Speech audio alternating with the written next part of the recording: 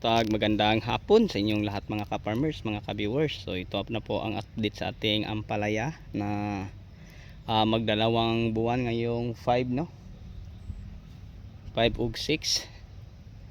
So yan na mga ka-farmers. So ito po ang ating pinipitasan kahapon sa pangatlong harvest.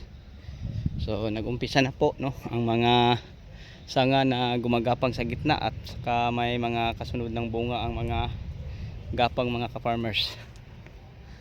Ayan mga ka-farmers, nakakatuwa po. Yan. Ang mga bunga magkasunod. Yan.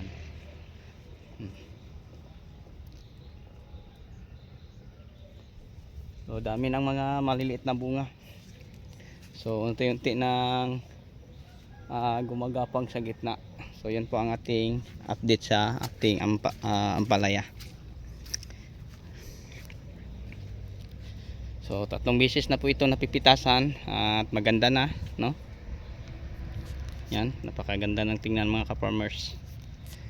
Okay, so share ko lang po sa inyo mga ka-farmers, request video po ito kung paano natin to ginagawa, no? So mga ka-farmers, lalo na sa mga baguhan at nag-request sa video ito kung paano tayo magtanim ng ampalaya o paano mag-alaga.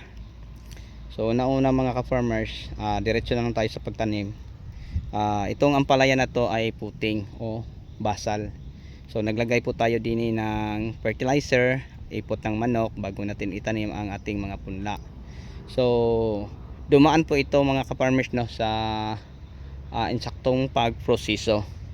So yung lamprep natin ito, yung inuulan, ay nagpapa-spray po tayo no ng Apsa 80 ang ating ginagamit. And then yung bagong diretso na itanim na siya ay nagpapa-spray tayo ng Serenade. So ang ginagawa natin dito mga ka-farmers ay binutasan namin no sa lalim na 6 inches, and then naglagay kami ng fertilizer. Pagkatapos sa fertilizer, ipot ng manok. So pagkatapos mga ka-farmers, hinayaan namin mga 10 araw bago namin inumpisahan ang pagtanim. So hinayaan lang namin ang fertilizer na tinakpan ng ipot ng manok, no? So naulanan, nainitan, parang ganun mga ka-farmers ang nangyari. And then yung na-deliver na ang punla, nag-spray na ako uli sa tataniman. Halimbawa ito ang butas mga ka-farmers dyan.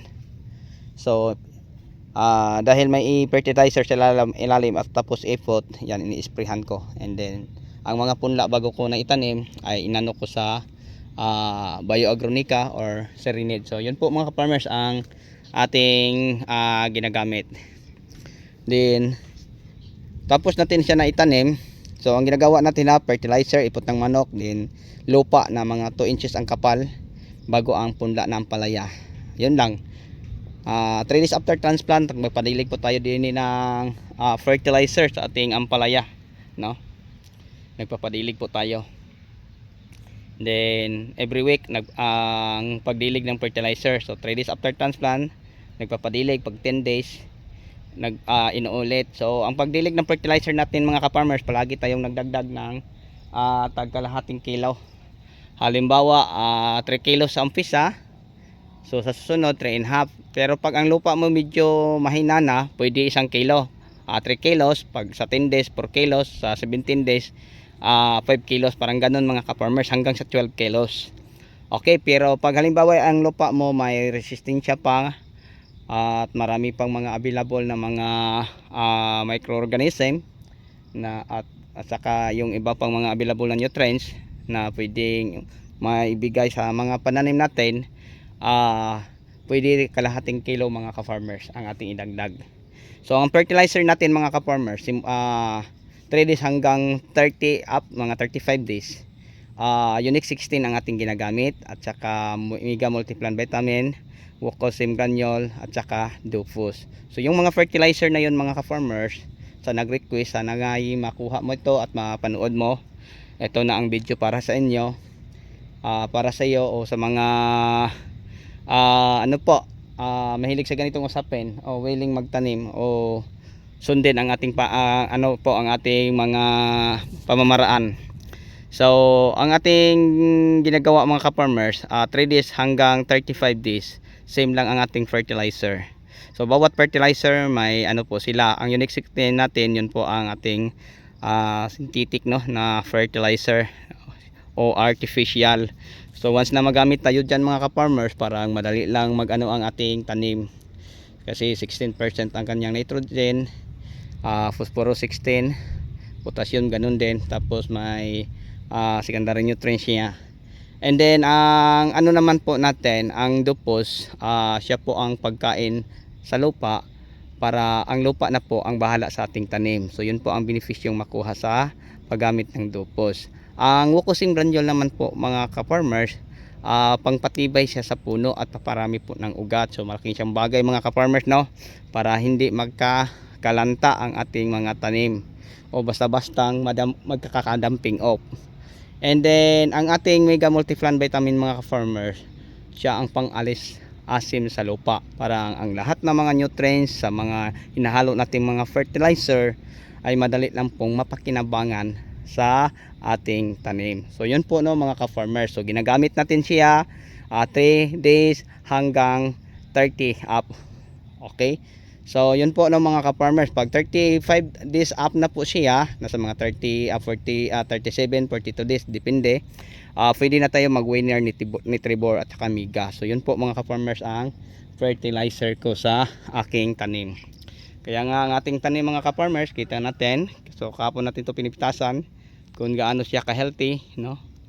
O kondisyon ang mga maliliit nilang mga bunga. Yan, no? Padilim lang mga ka-farmers kasi naambon. So bis tayo kahapon at saka ngayon mga ka-farmers, kasi kahapon inulan tayo, no? Parang tamang-tama ang ulan mga ka-farmers na ang ating tanim ay kasi nagpapadilig tayo ng fertilizer pagkatapos inulan. So bis po tayo mga ka-farmers, kasi kahapon nagpapa-harvest din tayo din. Pagkatapos harvest nagpapa-dilig ng fertilizer. And then bukas ng umaga, hindi pa natapos ang pag-spray. So nagpapa-spray po tayo din mga ka-farmers, gold lang. Sinabayan natin ng foliar na Green Acres. So yun po ang ating pinapa-spray. So ito na ang ating makikita ngayon, no, sa mukha sa ating ampalaya. So healthy po siya, kasi sabi ko sa nakaraang vlog ko 100% na po siyang nakaka-recover. Pero sa bunga bang ka-farmers, hindi pa siya masyadong marami. Iba mga ka-farmers ang bunga sa tanim pag hindi ma-stress compare sa tanim na stress. So yun po siya mga ka-farmers. And then hindi tayo nagpapapruning. Ang mga sanga inalagaan natin hanggang sa itaas, kasi makakatulong din siya mga ka-farmers sa atin na magbigay ng mga bunga mga ka-farmers. So pwede naman tayo mag-pruning, pwede naman hindi, wala naman pong mawawala sa atin. So ito ang ating ampalaya mga ka-farmers. So ganyan ang mukha niya. And then kita natin ang mga malilit na bunga, gaano ka-kondisyon. Ang mga nag-uumpisa ang mga bungang naglalabasan sa gilid, no? Yan, no? Ito 5 magkasunod, oh. Ayan, oh. Isa, dalawa, tatlo, apat, 5. So magkatabi lang, may malaki isa sa ilalim. So yan po mga ka-farmers, nakakatuwa, oh. Yan mga bunga, oh. Yan, oh. Magkatabi lang mga ka-farmers. Yan. Dalawang magkasunod. So yun po ang kagandahan, no? Yun po ang palagi kong sinasabi sa inyo, pag maraming sanga, marami ding bunga. Kasi marami ding makakatulong sa atin na magbigay ng bunga. Ito, kung tingnan natin mga ka-farmers, parang wala tayong mapapansin o makikita ng bunga. Pero napakadami ito mga ka-farmers, oh. Tingnan nyo, isa, sa bandang itaas, oh, 2, ito, 3, 4, 5. Sa gilid ng mga ka-farmers, nasa likod pa isa, oh. Pero pag tingnan natin diretso na ganyan, wala tayong mapapansin kasi makapal na po ang kanyang dahon. So yan po, no, mga ka-farmers. So kita niyo kung gaano ka healthy. So alam niyo mga ka-farmers, yung na-stress ang ating tanim kasi malapit mag-1 linggo ang ulan. 4 na araw at 4 na gabi, diretso o tuloy-tuloy ang ulan, walang hinto. Kaya ang ating tanim, lahat ganyan mga ka-farmers, na nilaw hanggang ganyan. And then nagtalbo siya isang dampal. So yun po mga ka-farmers. Oh, ganyan. Halos lahat ng puno nagkaganyan, pero hindi ako na bahala kasi alam ko naman to mga ka-farmers na ang aking tanim ay makaka-recover basta may init lang. Oh, so yun mga ka-farmers, hindi na siya nagtuloy, hanggang dyan lang siya, pero maganda na yung time na nag-recover siya, oh. Yan.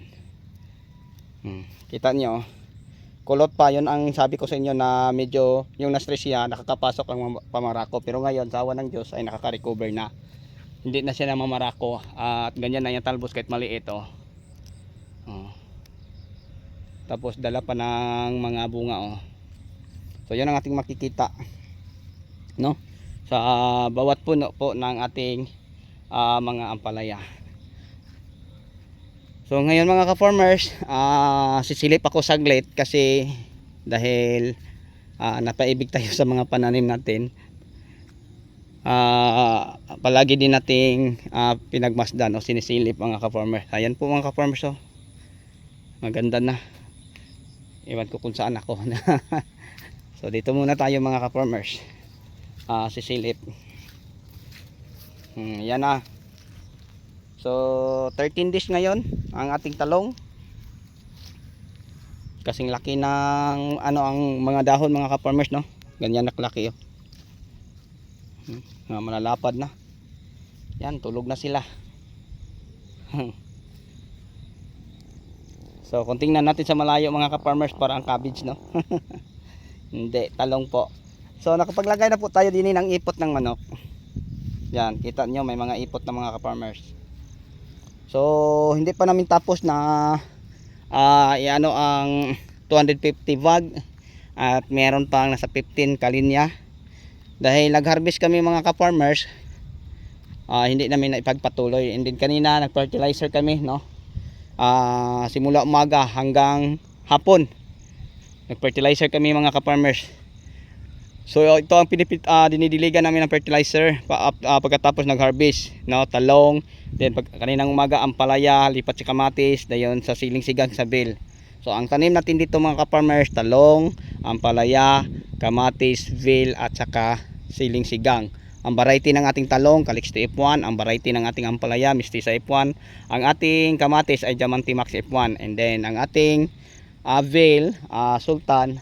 Ang ating siling sigang ay Panigang Bis.